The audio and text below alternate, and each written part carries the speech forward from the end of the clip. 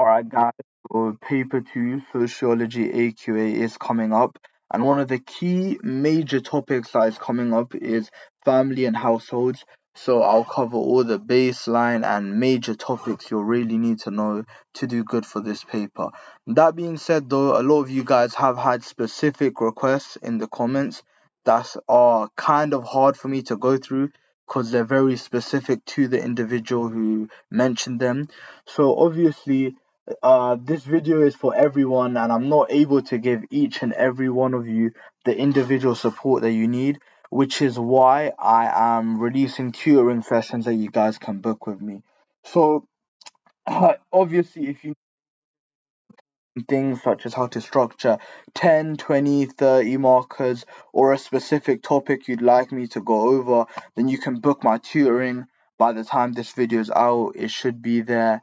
And basically, yeah, I'll be able to give you individual support you'll need for any of your weakest points so you can still get the best grade to your ability. But that being said, this video is still really useful and you could still be good off this. But if you just need that specific help, I'm able to give that to you. But yeah. Alright, so first we have the functionless view on family. So Murdoch first talks about four functions of the family. One, which is stable satisfaction of the sex drive. Basically, like for example, husband and wife of the family, they're able to satisfy each other sexually when they're, together. So that's a function. Reproduction of the next generation. Basically, they have the power to just create members for the next generation, like their children who will be in the next generation. So that's a function. Socialization of the young. Obviously, that's primary socialization. They teach their kids the key, like primary socialization they need for society, all of that. Meeting members' economic needs. So basically, members of the family are able to give each member individual and economic support that they'll need. So, for example, a dad will obviously, provide for his son. Alright, then Parson talks about primary socialization, which is basically like kind of the same thing as socialization of the young, talked about by Murdoch, yeah.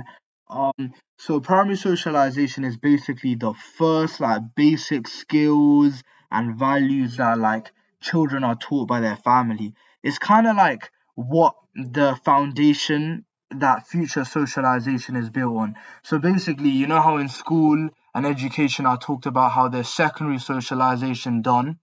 For that to happen, the primary socialization has to happen first. So just teaching them like basic skills and all of that they like learn from the family. Then the stabilization of adult personalities, also known as the warm bath theory. This essentially means that after adults come home from a long day of work and stress, they can kind of relax and decompress at home from the pressure of work by simply just interacting with their children and being provided emotional support by their family. So basically, just think of it as like a warm bath that after you're stressed after a long time, you can just go in a warm bath and relax and enjoy. That's how like warm bath is related to family, so they can go home to their family and finally just relax from a long day of work. This is typically referred to by the male breadwinner as just a functionless view on the family, so it's pretty nuclear. Obviously, criticisms are pretty straightforward and simple. Feminists say that functionalists ignore patriarchy and abuse in family, which is true because functionalists only look at the positive side for family, right? They only focus on the nuclear family. Marxism say they ignore class inequality, and yeah, they do because they only look at the positives, as I just said. And it's pretty outdated, and other institutions also perform the same functions in families. Alright, then you have the Marxist view of the family, and they essentially believe that the family's main function is just to benefit capitalism. So, as you see, Engels talks about the inheritance of property. The family stays wealthy as it is passed on through inheritance. Now, for example, a rich dad will pass on his property and wealth to his rich son, keeping the wealth in that family, making them stay in control. Yeah. ensures ruling class maintains control through inheritance. Yeah, basically what I said. Zaretsky talks about family supporting capitalism. So family provides an emotional support for workers. So even working class members, when they come home to their family, they will feel some sort of support from their family. So they might forget about their inequalities they're facing in work. Yeah, they reproduce the new generation of workers. So working class family, a working class dad, they'd create kids that see their parents working working class jobs, so they would also think that that's calm and that's all right to do, so they would may also go into that same line of work, creating the same cycle. Althusser talks about an ideological state apparatus, which did come into education as well, but it's also in family because family socializes children into accepting inequality by passing dominant ideology which supports the capitalist system, reproduces the false consciousness. Basically, what I said before. So so children from working class families might see their parents working working class jobs and feel it's okay, and they just get like accepted into the norms of it and think of it as a normal thing, meaning they just accept the inequality. Criticisms, right? These guys only look at the negatives, they don't look at the benefits of family, right? They're too focused on class. They don't focus on other factors such as gender, and they assume each family just passively accepts capitalist norms. So some families could even reform and be like, oh, now we want to have better for ourselves and we don't want to just live normal working class lives and just accept the capitalist norms that we're meant to. Then you have the feminist view of the family, and they just essentially believe that feminists, they just look at how family negatively affects and oppresses women. So first you have liberal feminists, which typically are more open-minded compared to the others and see as there has been some change, right? So they say culture and norms are reinforced by the family, but family is only sexist as it supports mainstream culture. So they think that, yeah, um, if the family stopped supporting mainstream culture, then it would be completely fine and not be a sexist, right? They think social change is possible if there are changes within legal systems and governments. So yeah, they believe that change is possible if like policies change, for example, and stuff like that. Marxist feminists, these guys kind of just link it to capitalism. They say the exploitation of women is essential to capitalism as they help produce and care for the next generation of workers. So yeah, just saying that like the exploitation of women is because of capitalism, because it benefits capitalism, because by women staying at home and taking care of the kids, it helps produce they help produce and take care of a new generation of workers, basically, right? Radical feminists, yeah, these guys probably are on the most extreme side, right? They say housework exploits women, but it's because of a patriarchal society, not capitalism. That's where they're different from Marxist feminists. And Delphi and Leonard talk about how family is a patriarchal institution where women do most of the work while men basically just get most of the benefits from it. Alright, criticisms of feminist theory is that it just portrays women as passive. Like it basically assumes that women can't just say to their family, "I no, we don't want to live like this," because women could say that and they could like change the whole family structure. Also assumes that not all family structures are patriarchal in modern society. Yeah, not all of them are. Like, yeah, for example, neo-conventional ignores gay or lone parent households, so family structures where there isn't even patriarchy in the question, right?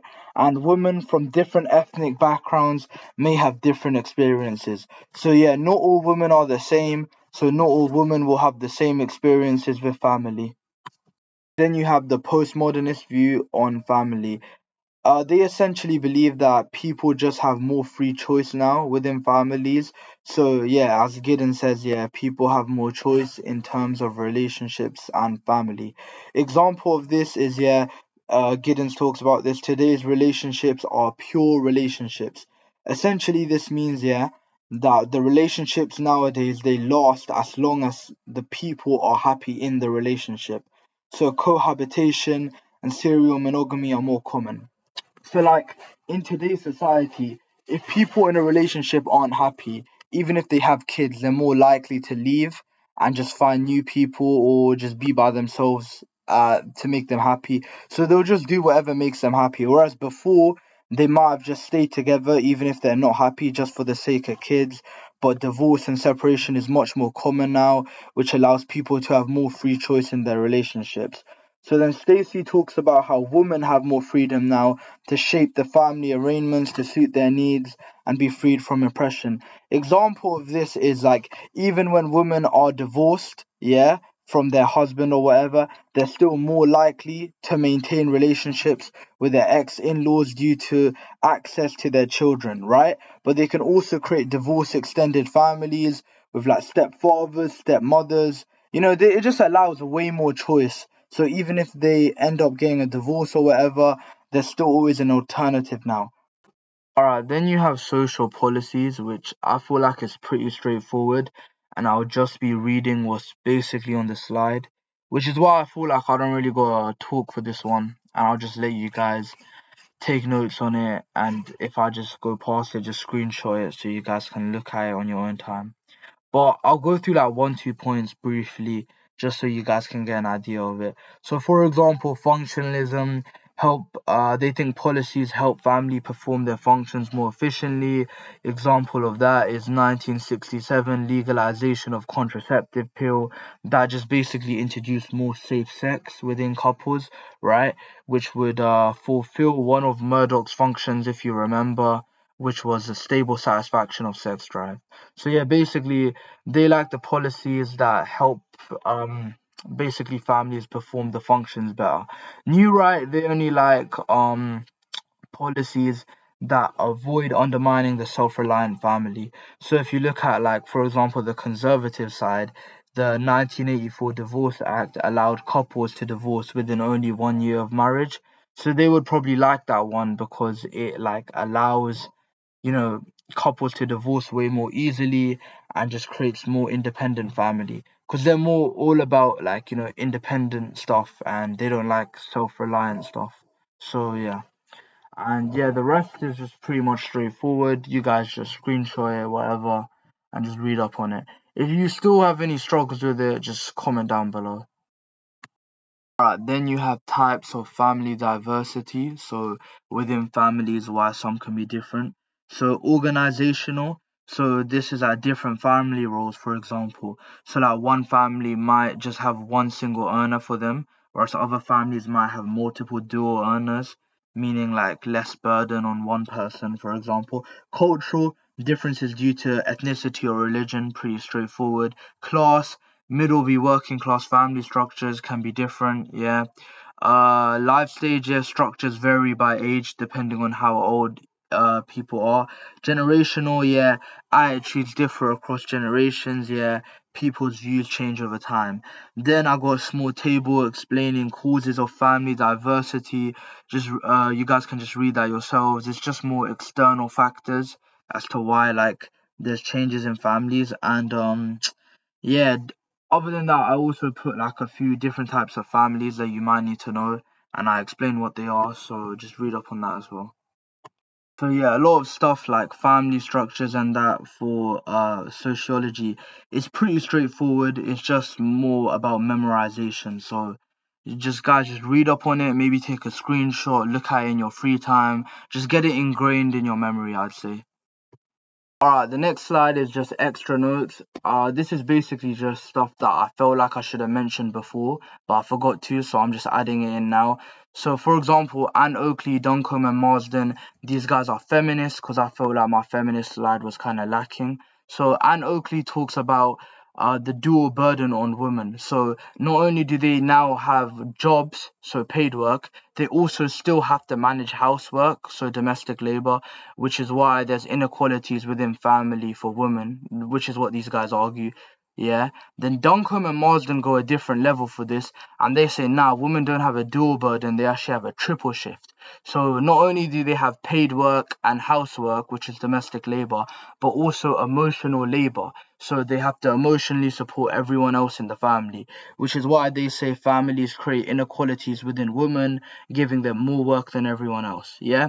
Next part is nothing to do with feminism. It's just reasons for the decline of marriage. So one is greater individualism. Yeah. So people are more independent nowadays than they were before. So they might not seek a partner for fulfillment, whereas before it was more like common that yeah, you need someone with you in your life. Yeah. Increased life expectancy, because people are living life longer now due to greater quality of life. They get married later, and also they have more long-term relationships before marriage, meaning that like those relationships might not go well, so they might not even get to marriage, whereas before people would just rush to get married. And yeah, less stigma around relationships. Yeah. So there's more acceptance of not getting married and stuff. Before it was kind of like you would be perceived kind of negatively if you were in a relationship without getting married and all of that. Yeah, secularization. Yeah, also a lot of people would get married for religious reasons, but because there's a less influence on religion, a lot of people feel like that's not needed anymore, and they're just more guided by their own personal views rather than religion. All right, so next slide is childhood. So the first view we have is the March of Progress view, essentially meaning that oh, childhood has improved. That's what this view kind of is about. So yeah, childhood has improved. It's more protected, more child-centered. Child-centered essentially means that oh, society kind of revolves around childhood, low-key. Yeah. So example of that would be how there's a lot more laws and policies nowadays that prevent child labor, they prevent child abuse, a lot of policies now that protect children basically, right? Another example is education has been extended up to 18 years old, and it has been made mandatory for children, all children, which it just shows that the government want all children to be well educated so they can kind of excel in society. Yeah, that's this view basically showing that the government does a lot to make sure children are kept well and safe in society. Then a conflict view with this, right, is basically just disagreeing with this, right? So they say inequalities still remain in childhood. So, for example, gender, girls do more domestic labor. Ethnicity, the sociology Batty, I think that's how you pronounce it. Yeah, she talks about how Asian girls have stricter control compared to other children, right? Obviously, there's class as well. So poor children may get given worse education compared to richer kids like middle class. They may also face worse health because of poor diet, poor housing, all of those things, right? So it's basically just saying that nah, childhood is still not perfect. There's still a lot of inequalities, right? Now, the next view is a toxic childhood, which is what Palmer talks about, right? He says that now childhood is more like toxic, it's just more negative. So technology and fast food is damaging mental and physical health. There's more overscheduled lives. There's just a lot more packed now, consumer pressure. And yeah, that's kind of just the gist of it, really what you need to know. Just remember some of those. Then disappearing childhood. So Postman talks about this and said childhood is disappearing due to media exposure. So basically, like, because children have a lot more access to the internet, they see a lot of stuff they shouldn't see at their age, kind of ruining their childhood, low-key. Yeah. Jenks then talks about how childhood is changing, not disappearing, due to more surveillance of children. So there's a lot more like children are kept more under watch. There's a lot more cameras, all of that stuff. Basically, children are watched and monitored way more than they used to be, meaning that like childhood has just changed forms, like they're just monitored more. Whereas before, children were kind of left to do their own thing. They'd go out and play and just come back when it's time to come back. But that's just an example. But yeah, all right, the final slide is demography. So the first point is decline in birth rate according to statistics. And this is due to factors such as a lot more contraception available now. There's a lot more family planning, so families plan a lot more before deciding to go for children. Women delay birth rate, no, women delay childbirth due to other things that they're more focused on, such as education and career, which Sharp talks about. He came up in education as well, if you guys remember. Children are more expensive nowadays, right? And there's more of a child-centered society. So due to like society focusing more on children than before, it also like raises the cost of children than before as well, because they're more prioritized. Meaning that due to children being more expensive, they're obviously families are gonna think, but not just families, anybody's just gonna think twice before just bringing a child into this world. Yeah. Decline in death rate, right? That's due to stuff like better healthcare, sanitation, improved nutrition and working conditions, and less infant mortality. There's an aging population. That's because people are living longer, obviously. This means there's a lot more older people than there used to be, meaning that there are fewer young dependents. Effects of this is that due to there being a lot more older people, there's a higher dependency ratio, as these older people need someone to depend on to take care of them. There's a lot more strain on public services to take care of these older people, such as NHS, and it's just caused the rise of beanpole families, as Brannan Branner talks about. So evaluation of this, yeah, it shows how family can adapt to wider trends, right? So family changes as the demography changes in society, right? Aging is seen as a problem. There are positives to aging as well. For example, an example of this is if there's like a lot of older individuals, they'll have a lot more leisure time and they might have more disposable income, making them like good consumers and contributing to the economy. Yeah, that's a benefit to an aging population. So there's positives to it as well, right? Another negative for the evaluation is that it ignores the diversity of elderly experiences. Yeah, but that's practically it. What you really like, the key points you really need to know for demography. Alright, guys, so that's really it for family and households. And that's all the key info you really need to get a good understanding and prepare you well for the exam. But nonetheless, as I mentioned in the beginning, if you guys really want to excel and achieve to the best of your ability and get the best grade you can for your A level, then I suggest you book a tutoring session with me for just an hour and just see how it goes, right? Because with this, yeah, I can give you guys the individual one-to-one support on a specific concept you guys are struggling with that maybe no one else is. And I can go in as depth for it as you want and just give you that final run to just get you that grade you deserve. But yeah, by the time this video is up, I should have released a separate video for my tutoring thing. If I haven't, I will still put a link for it where you guys can look at the Google Forms without even signing up. Just take a look at it and just see how you guys, if you guys want to book it or not. But link should be below. But yeah, guys, thank you for watching.